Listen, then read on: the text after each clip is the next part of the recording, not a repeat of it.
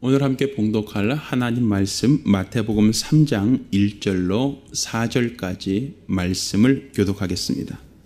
말씀을 교독하실 때 마지막 절 같이 읽습니다. 그때에 침례 요한이 이르러 유대 광야에서 전파하여 가로되 회개하라 천국이 가까웠느니라 하였으니 저는 선지자 이사야로 말씀하신 자라. 일렀으되 광야에 외친 자의 소리가 있어 가로되 너희는 주의 길을 예비하라. 그의 첩경을 평탄케 하라 하였느니라. 이 요한은 약대 털옷을 입고 허리에 가죽띠를 띠고 음식은 메뚜기와 석청이었더라. 아멘.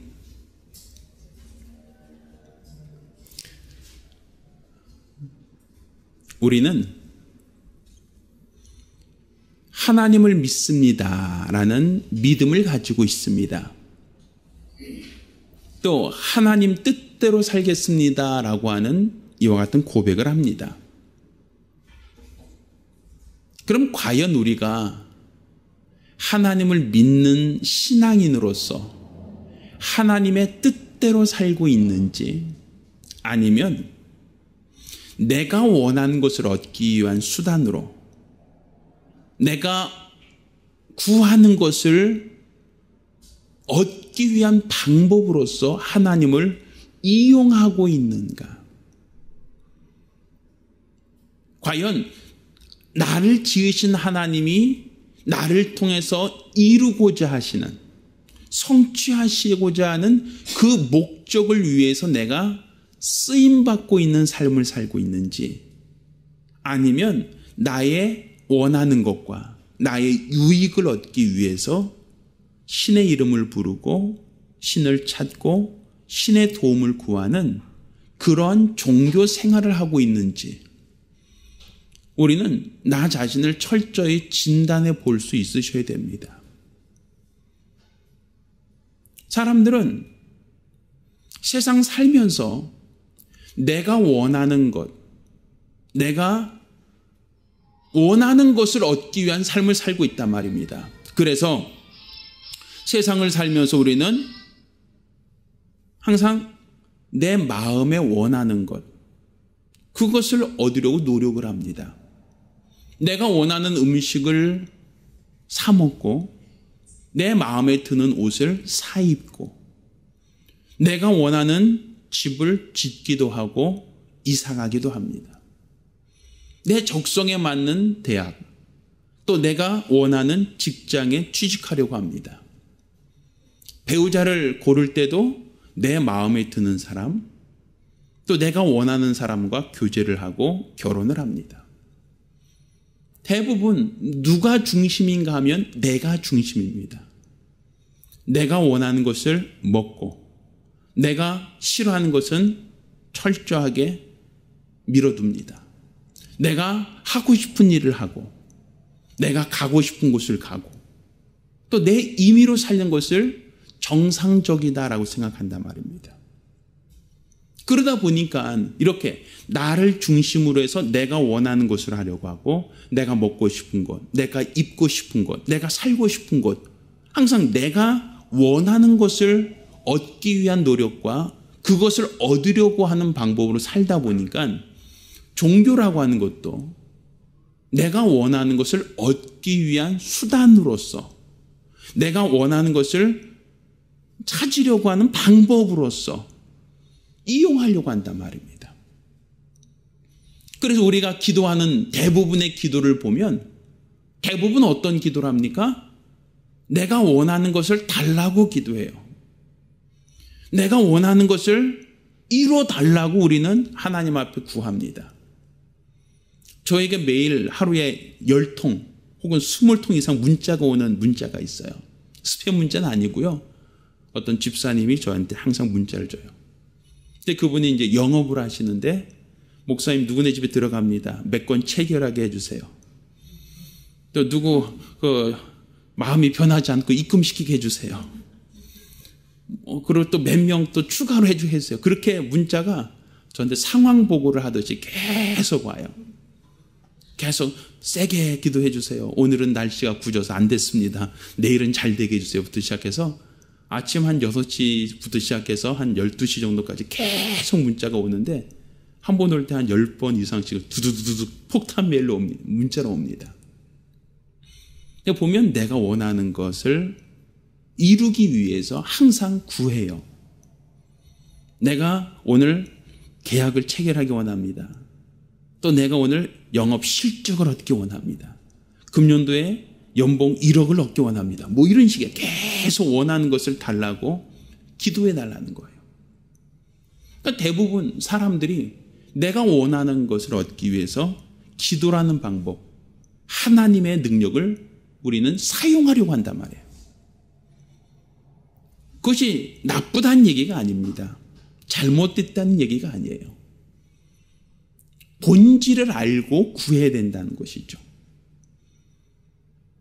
그러니까 우리가 순서가 바뀌어서는 안 된다는 얘기를 하려고 하는 겁니다. 제가 만약에 제 처와 지금 결혼을 하고 같이 살고 한 20년 이상을 지금 같이 살고 있는데, 물론 제가 전혀 그렇지 않습니다만 제가 만약에 재벌이다 라고 한다면, 재벌처럼 보이세요?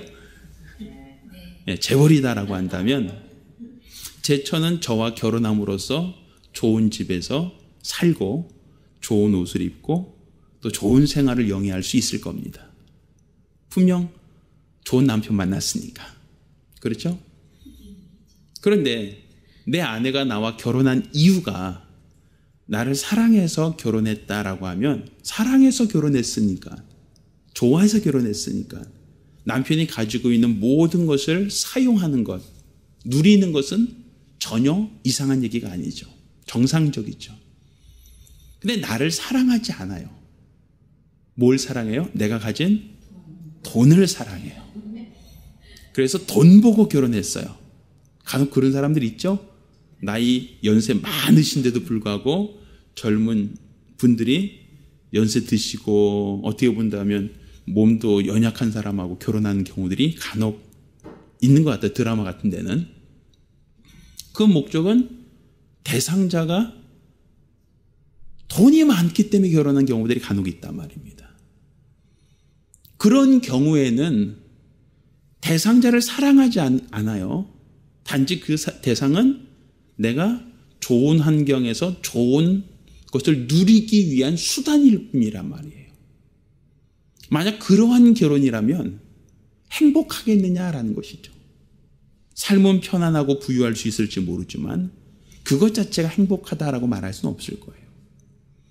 마찬가지예요. 하나님을 우리가 믿는데 하나님이 가지고 있는 능력, 하나님이 가지고 있는 그분의 엄청난 지혜, 그분이 갖고 있는, 그분이 베푸시는 복에 대하여 그것을 얻기 위해서 하나님을 믿습니다라고 하는 것은 재산을 보고 그 집에 들어가서 살겠습니다라는 것과 뭐가 다르겠느냐라는 거예요. 내가 하나님을 사랑하고 하나님의 은혜를 감사하며 하나님을 믿으면 하나님이 가지고 있는 모든 것을 내가 누릴 수 있고 그분이 내게 복을 주시면 그 모든 것을 사용할 수 있다라고 하는 것은 목적이 다르잖아요. 내가 얻으려는 것을 얻기 위해서 하나님을 이용하는지, 아니면 하나님을 내가 더 사랑하려고 하다 보니까 그분이 갖고 있는 모든 것을 내가 누리며 살고 있는지, 모양은 비슷해 보이지만 전혀 다르단 말입니다. 이와 같이 우리의 신앙이 내가 하나님을 사랑하여 그분의 은혜에 감사하여 그분이 원하신 대로 살려고 하는 것인지, 아니면 내가 원하는 것, 내가 필요한 것을 얻기 위한 수단으로서 하나님을 이용하고 있는 것인지, 과연 우리들이 갖고 있는 믿음은 어떠한 믿음을 갖고 있느냐는 거예요. 우리가 갖고 있는 믿음이 세상 종교와 다르다라고 얘기하는 것은 바로 내가 하나님을 사랑하기에 내 모든 것을 희생한다 할지라도, 내 모든 것을 포기한다 할지라도 아깝지 않습니다. 이게 바로 우리가 가진 믿음이어야 된단 말입니다. 하나님께서 아브라함을 부르셨습니다. 그리고 아브라함에게 복을 약속하셨습니다. 너로 큰 민족의 조상이 되게 하겠다. 너로 복의 근원이 되게 하겠다라고 하나님은 그에게 복을 약속하셨습니다. 이렇게 복을 약속하신 하나님께서 아브라함에게 독자를 바치라고 얘기합니다. 그것도 100세에 얻은, 어떻게 보면 눈에 넣어도 아프지 않을 만큼 귀하디 귀한 아들, 그 아들을 하나님께 제물로 드리라는 거예요. 나에게 가장 소중한 것을 얻기 위한 수단으로서 신을 믿었다고 한다면, 내가 원하는 것을 얻기 위한 방법으로서 내가 신을 따랐다라고 한다면, 아브라함은 아들을 얻는, 내가 원하는 아들을 얻었으니까, 자기가 원하는 목적을 이루었으니까, 하나님이 그러한 부당한 요구를 한다면 그는 싫습니다. 난 이렇게 하려고 믿은 거 아닙니다. 아마 그는 거절했을 겁니다. 싫다고 했을 겁니다. 그렇다면 아마 성경의 역사는 달라졌겠죠. 아브라함은 믿음의 조상이라 말하기는 어려웠겠죠. 아브라함의 믿음은 조건적인 믿음이 아니었단 말입니다. 이거 주시면 믿겠습니다. 독자 주시면 그 다음에 열심히 하겠습니다라는 믿음이 아니었어요. 내가 얻으려고 하는 것, 내가 바라는 것을 구하는 목적으로 신앙생활하는 게 아니라 바로 하나님이 원하시는 삶, 하나님이 기뻐하시는 삶, 말씀에 순종하는 삶을 사니까 하나님이 그에게 아들도 주시고 그에게 복의 근원이 되게 하시고 그로 많은 민족의 조상이 되게 하신 것 아닙니까? 그러니까 우리의 신앙이라고 하는 것은 어떤 조건을 걸고 신앙생활하는 것도 아니고 내가 원하는 것을 얻기 위한 수단으로서 하나님을 이용하는 종교인이 되어서는 안 된단 말입니다. 그러니 내 입맛에 맞는 음식, 내가 보기에 아름다운 옷, 내가 원하는 집, 항상 내가 원하는 곳에서 내가 원하는 음식을 먹으며 내가 원하는 사람과 내가 원하는 방향으로 살고 싶습니다. 이게 우리 인간이 갖고 있는 생각들이지만 신앙만큼은 내가 아니라 하나님이 중심이 되어야 되는 겁니다. 하나님이 원하시는 삶, 하나님이 기뻐하시는 삶, 하나님이 찾으시는 삶, 철저히 하나님이 중심이 돼서 하나님이 원하시는 믿음, 하나님이 바라시는 신앙생활 하려고 하는 것, 그게 우리가 갖고 있는 믿음이 되어야 된단 말입니다. 그렇지 않다고 한다면 우리가 갖고 있는 믿음은 헛것입니다.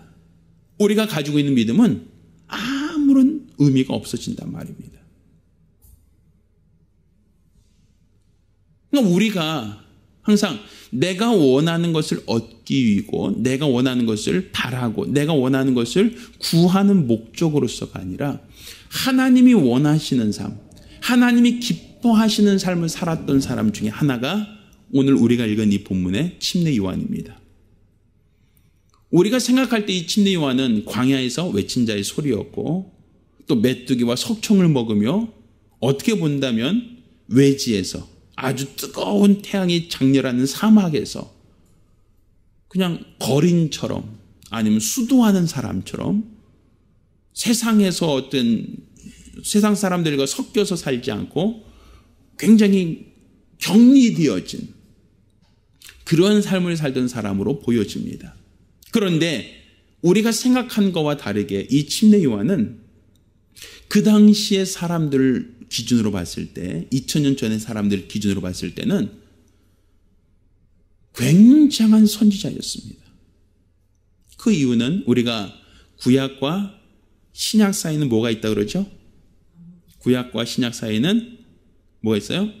어떤 사람은 과가 있어요. 이렇게 얘기하는 사람이 있어요. 근데 이 과 말고 구약과 신약 사이에는 400년간의 중간기가 있어요.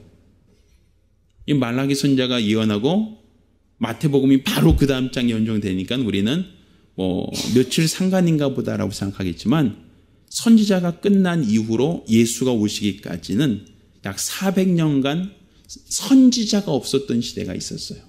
그때를 우리는 암흑기라고 얘기합니다. 중간기라고도 얘기해요. 이 중간기 동안은 하나님이 말씀이 없었어요. 하나님이 쓰시는 사람이 없었어요. 선지자가 없었던 시대예요. 또 우리나라 2조 역사가 500년 역사라고 합니다. 그럼 400년이라고 하는 기간이면 거의 2조 시대 역사에 버금갈 정도로 굉장히 긴 시간입니다. 근데 그 시간 동안 태평성대였느냐 하면 그렇지 않아요. 나라를 빼앗기고 로마가 이스라엘 백성을 다스리고 함락하고 또 그들은 식민지 생활하고 있었던 시대예요. 근데 우리가 사사기 알죠? 사사기 보면 어때요? 아합이나 모압이나 아니면 다른 족속이 쳐들어와요. 그들이 고난을 당합니다. 나라를 빼앗겨요. 그럼 그들이 하나님께 회개하면 하나님이 누굴 보내주셨죠? 사사, 선지자.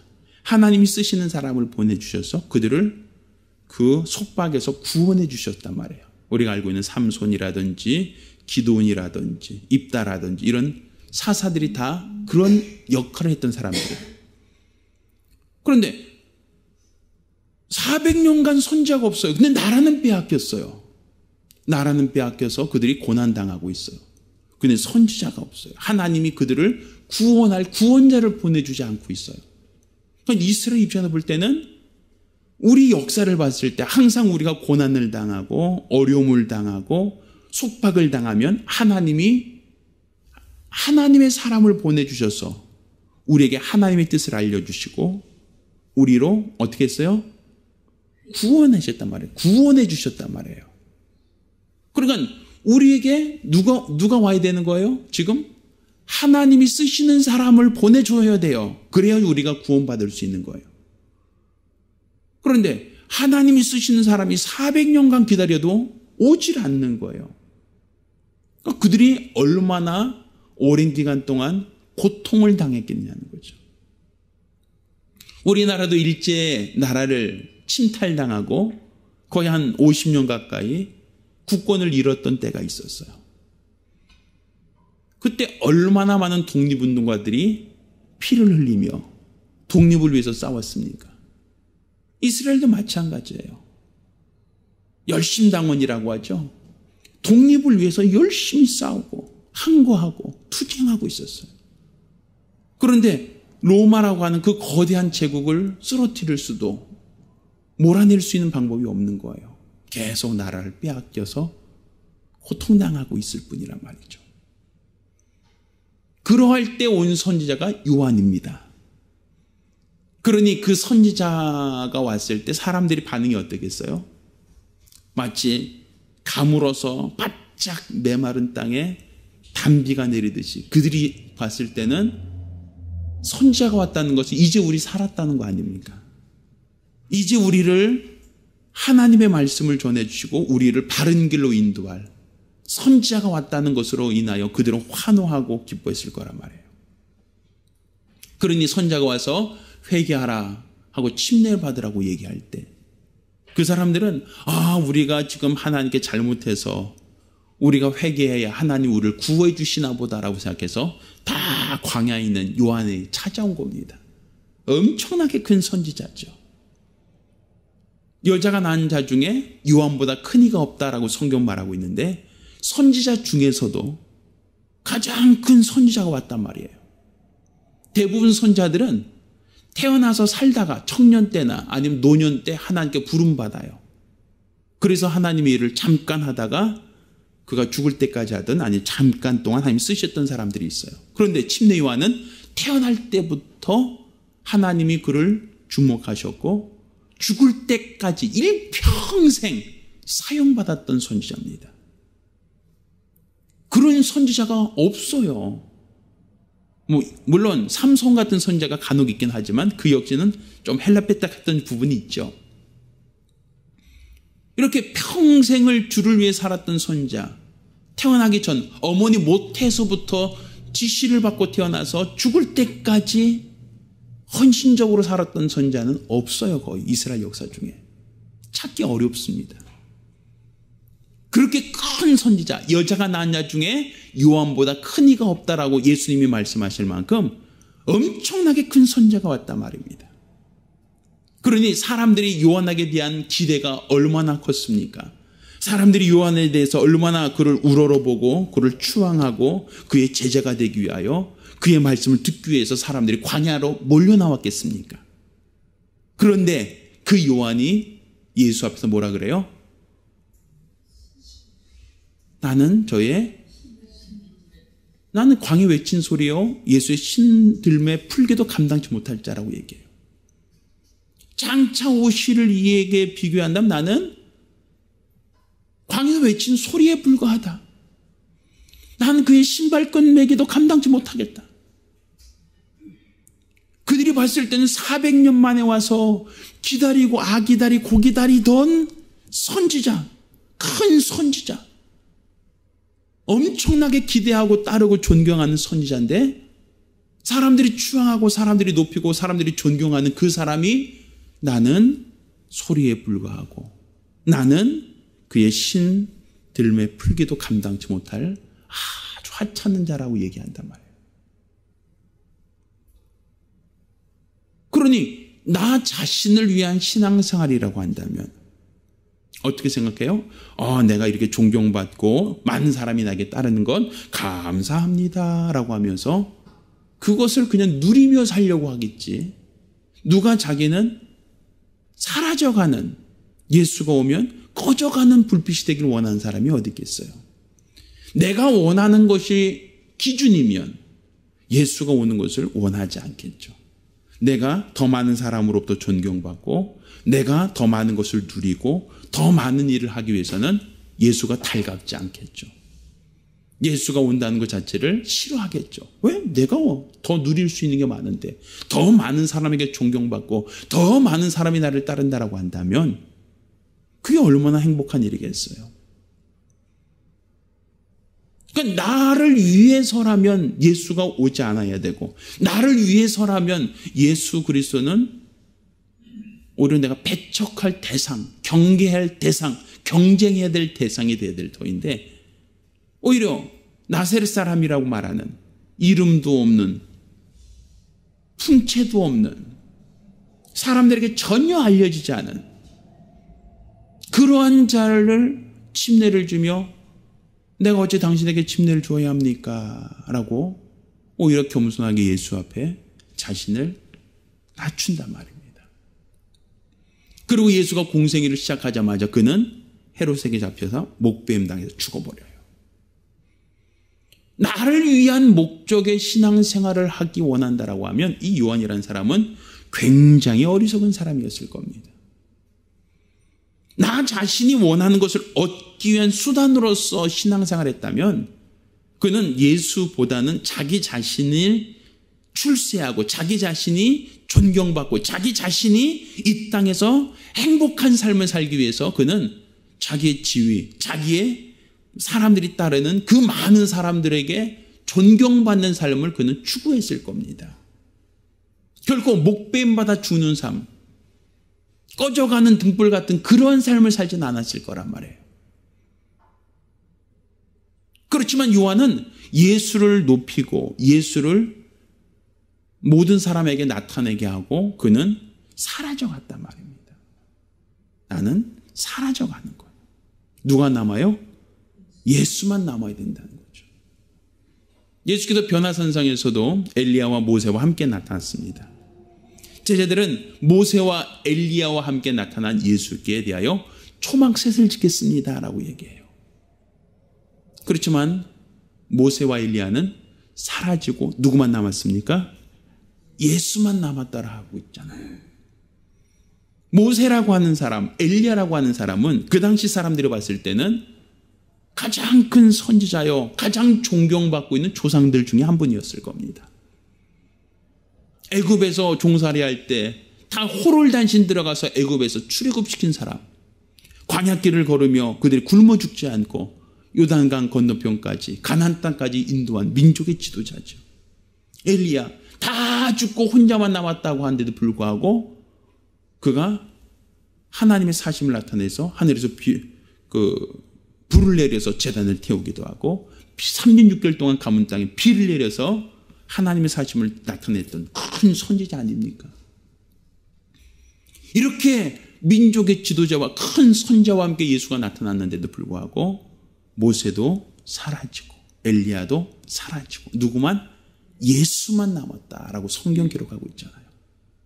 침례 요한도 역시 예수가 등장하니까 그는 바로 무대에서 사라져버린단 말입니다. 역사에서 그는 사라져버려요.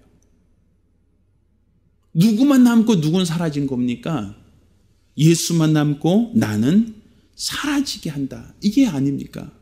우리 간혹가다 미스 코리아나 아니면 어떤 가수나 누가 시상을 받을 때, 상 받을 때 뭐라 그러죠? 하나님께 영광 돌립니다. 뭐 이런 얘기 많이 들어보셨잖아요. 그 얘기는 사실은 하나님은 나타나고 나는 아무것도 아닙니다. 내가 한 건 아무것도 없습니다. 나는 사라져갈 뿐입니다. 하나님만 영광 받으십시오. 하나님만 드러내고 나는 사라지는 거거든요. 근데 그 말 딱 하고 나서 미장원 아줌마부터 시작해서 원장님부터 시작해서 별별 사람들 다 나오죠. 스태프들과 뭐 카메라 감독까지 해서 다 얘기 줄줄이 다 나오죠. 결국 내가 잘나서 된 게 아니라 나를 도와주신 분이 있었다. 또 나와 함께 하신 분이 있었다. 이런 분들을 기억하지 않느냐 이거예요. 내가 원하는 것을 얻기 위해서 신을 이용하는 자가 돼서는 안 된단 말입니다. 내가 원하는 것을 구하기 위해서 신을 어떻게든지 간에 끌어내서 그의 능력을 이용하고 내 원하는 목적대로 사용하려고 하는 것은 신앙이 아닙니다.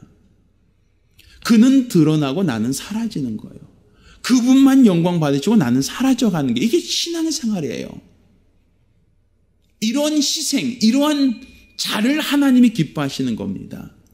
그래서 그 사람을 하나님이 높이시는 거예요. 내가 나 자신을 높이려고 하면 바벨탑을 쌓듯이 그건 하나님으로부터 가증스러운 일이 되는 겁니다. 아담이 죄가 무엇이었습니까? 선악과를 먹으면 내 눈이 밝아 내가 하나님처럼 될 수 있다. 내가 스스로 높이려고 하는 것은 이게 죄였어요. 이거 교만입니다. 하나님이 높이시는 거예요. 내가 나 자신을 높이고 내가 원하는 것을 얻기 위해서 내가 노력하는 것이 아니라 그분이 주시는 거로 사는 거예요. 그분의 은혜로 살려고 하는 거예요.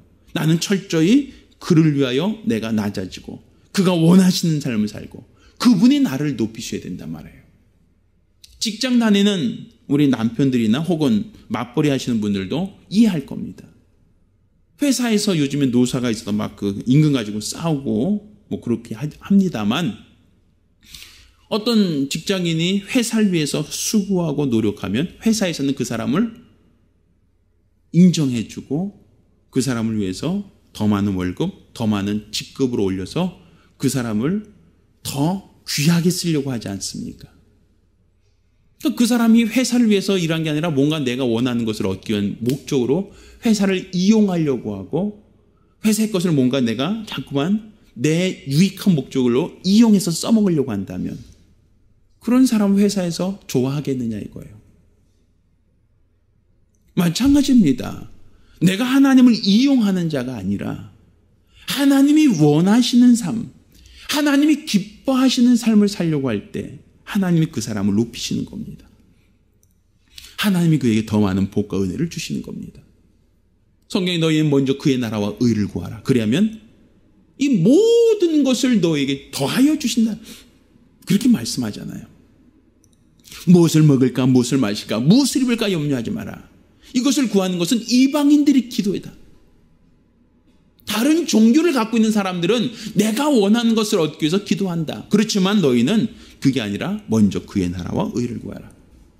하나님이 원하시는 삶, 하나님이 기뻐하시는 삶, 하나님이 영광 받으시는 그것을 구하는 겁니다. 그러면 이 모든 것은 너희가 구하지 않아도 너에게 있어야 할 줄 알고 있다. 내가 이 모든 것은 너에게 더하여 주겠다라고 말씀하지 않습니까? 그러니까 우리의 신앙은 철저히 내가 원하는 것을 자꾸만 얻기 위한 수단으로서 하나님을 이용하는 자가 아니라 하나님이 원하시는 삶, 하나님이 기뻐하시는 삶, 하나님이 찾으시는 삶, 그것을 위하여 내가 하나님께 순종하려고 하고 내게 맡기신 직분을 감당하려고 할 때 하나님이 그를 기뻐하시고 그에게 더 많은 은혜와 복을 주시는 겁니다. 따라서 우리가 신앙생활을 좀 제대로 했으면 합니다. 종교인 되지 말고 하나님이 원하시는 신앙인이 되길 예수 이름으로 축원합니다. 우리가 기도하실 때 주여 내가 종교인이 아니라 하나님이 원하시는 신앙인이 될 수 있게 달라고 믿음의 사람이 될 수 있게 해달라고 간절히 사모하며 기도합니다.